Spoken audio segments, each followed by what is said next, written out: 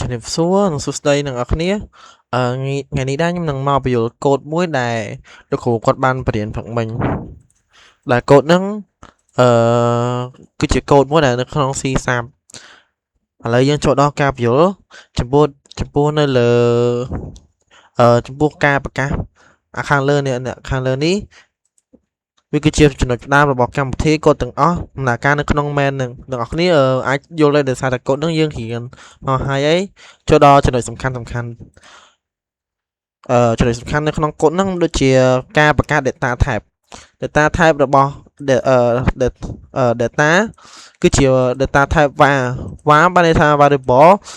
ឲ្យ data ស្មើ100ចំនួន100ហ្នឹងគឺជាចំនួនគត់ដែលចំនួនគត់ហ្នឹងគឺជាចំនួនគឺជា data type int អញ្ចឹង100វាស្មើ int វាស្មើ int វាស្មើ integer អញ្ចឹងមកដល់ត្រឹមនេះគេសួរថា integer integer ត្រូវអត់គេដាក់សញ្ញាសួរហ្នឹងបានន័យថា100ហ្នឹងគឺជា integer ត្រូវអត់តបមកស្មើស្គាល់ហ្នឹងយើងត្រូវស្មើនឹង null បានន័យថាវាអាចមានតម្លៃឬគ្មានតម្លៃតបមកយើងចូលដល់bool if login នេះដល់ត្រឹមនេះដាក់ bool នេះបានន័យថាគេ login ហើយឬនៅបើសិនជាគេអត់តន់ login ទេវាអត់ load through ហ្នឹងឯងវាអត់ load through ហ្នឹងឯងតែបើសិនជាគេ login ហើយបានន័យថាវា load through មកអញ្ចឹងបានន័យថាកូដនេះគឺជាកូដមួយដែលបាន login ហើយឯង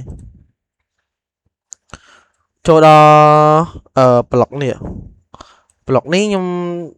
ដាក់ឈ្មោះឲ្យវាថាគឺជា block គណនាសម្រាប់កូដហ្នឹងដែរ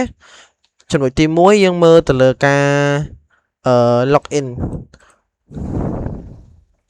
កន្លែង login នេះបើសិនជា true បើសិនជាវា true បើសិនជាឃើញមកstring result ស្មើ login ស្មើ true ហ្នឹងបានន័យថាវា success នៅក្នុងការ login ហើយឧបមាថាវា success នៅក្នុងការ login ឧបមាថាwait កន្លែងហ្នឹងបានន័យថាយើងឧទាហរណ៍ទៅកាន់ website បើសិនជាវា true មិនដែលយើង login ចូលបានបើសិនជាយើងបើសិនជាវាមិន true ទេគឺវា login ចូលអត់បានទេតែបើសិនជាយើងនិយាយទៅលើចំណាត់ថ្នាក់វិញបើសិនជាវា true វានឹងធំជាង50អញ្ចឹងបានន័យថាវា true វាផាសហើយតែបើសិនជាវាតូចជាង50នេះសញ្ញាធំជាងនេះសញ្ញាធំជាងឬស្មើនេះបើសិនជាវាបែរមុខទៅខាងនោះបានន័យថាវាគឺជាទូជាង60អញ្ចឹងវា load មកខាង file លោកគ្រូគាត់បាននិយាយថាបើសិនជាវាពិតទៅយកខាងឆ្វេងបើសិនជាមិនពិតទៅយកខាងស្ដាំអញ្ចឹងនៅក្នុងនេះគឺជាចំនួនពិតអញ្ចឹងគឺយើងយកខាងឆ្វេងបើសិនជាវាអត់ពិតទេវានឹងចូលទៅយកខាងស្ដាំនេះតែឥឡូវនេះកូដរបស់លោកគ្រូដាក់មកគឺជាចំនួនពិតអញ្ចឹងហើយយើងចូលទៅបានផាសបើសិនជាវាមិនពិតទេវាចូល file ហើយវាចូលមកខាងស្ដាំនេះ login required នេះ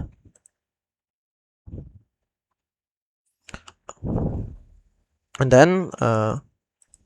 តបមកយើងចូលដល់ចំណុចខាងក្រោមនេះកន្លែងនេះបើសិនជា result នឹងស្មើ null អញ្ចឹងនៅអក្សរខ្មែរយើងដាក់ string បានហើយបានន័យថាវា load comment ហ្នឹងមកloadពាក្យដែលយើងទៅសេនៅក្នុង double quote ហ្នឹងមកហើយតែបើសិនជា result វាមានតម្លៃហើយវាអត់ផ្លាស់ប្ដូរទៅណាឯងពេលយើង run មកវាអត់មានផ្លាស់ប្ដូរទៅណាដែលសារតែវាមានតម្លៃហើយតបមកយើងចូលទៅកាន់ចំណុចបន្ទាប់ទៀតគឺ console write line បានន័យថាគេដាក់result ហើយសញ្ញាសួរនេះគឺគេចង់ដាក់ឲ្យវាមានសុវត្ថិភាពក្នុងការ